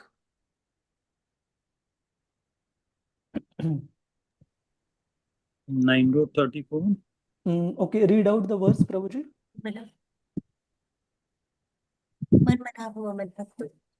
Okay, Manmana Bhav Mad Bhakto. This is a very famous verse. I think everybody likes it. But here Krishna doesn't say that he reveals himself to the devotees. He says that such a devotee will come back to him. There is no doubt about it. That is what Krishna's promise is. Right? In that verse. Any other verse? Let me ask those who have been very quiet. Other Prabhuji's, Mataji's. I know for sure devotees know this verse. Lalita Vinodini Mataji. Yes, Prabhuji. Hare Krishna, Prabhuji. Hare Krishna. Yes, Mataji. I just found one. I'm not telling of my own. 8.14 I could find. Okay. Ananya Chaitah Satatam. Recite the verse. Ananya Chaitah Satatam yo mam smarati nityashah tasyaham sulabha partha nityayuktasya yoginaha. The translation, shall I read, Prabhuji? Yes, Mataji. Yeah, the translation by Srila Prabhupada ki jai. For one who always remembers me without deviation, I am easy to obtain, O son of Pratha, because of his constant engagement in devotional service. Yes, so Krishna is very sulabha, easy to know for such a devotee. Yes, Murli Prabhuji. Even the 18.6 is Prabhuji. Sarva dharman parityagya mamekam sharanam vraja. You are very close. You are very close to the verse. Prabhu, are you telling that Krishna will love you? Is that what you're trying to tell? Is that the verse? That only a devotee can understand Krishna as he is. This is the translation. 1855, Prabhu, Prabhu. Hare Krishna, Prabhu. Yes, Samoh sarva bhuteshu name. That sloga, Prabhu. We read the translation and the number, Mataji. Prabhu. 9.29. I'm equally disposed to all living beings. I'm neither inimical nor partial to anyone, but the devotees who worship me with love reside in me and I reside in them. Okay. Thank you, Mataji. This is close, but one Mataji just answered it. 1855, who said? Prabhuji, me, Rohini Mataji. Rohini Mataji. Yes, Mataji. Read the verse. Translation by His Divine Grace A.C. Bhaktivedanta Swami. One can understand me as I am, as the Supreme Personality of Godhead, only by devotional service.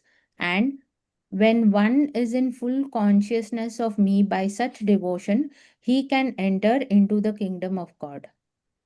Thank you, Mat. So this is the verse where Krishna mentions only by devotional service can we know him. You can recite the verse, Rohini Mataji. Bhaktyamam Vijanati. Recite some. Bhaktyamam abhijanati yavan yaschasi tatvatah. Tato mam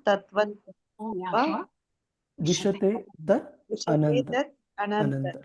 Yes, Mataji. Sorry, Prabhuji. No. I was on mute. No problem, Mataji. That's fine.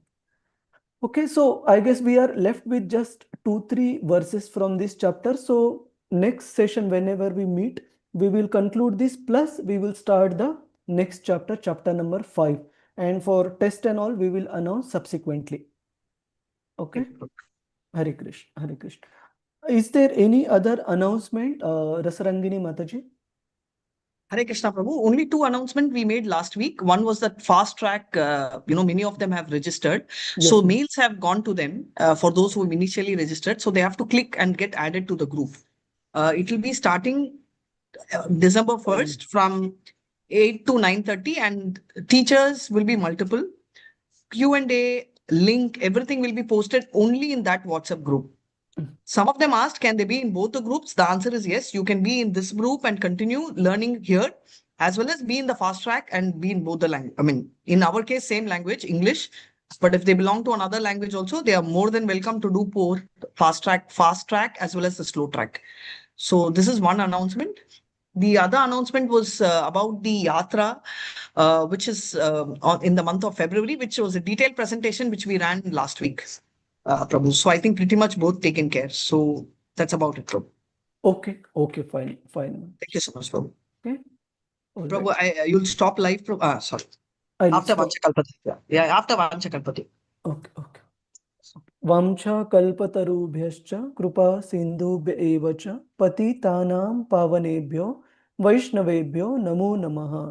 Ananta Koti Vaishnav Vrinda ki Jai. Vaishnav Thakur ki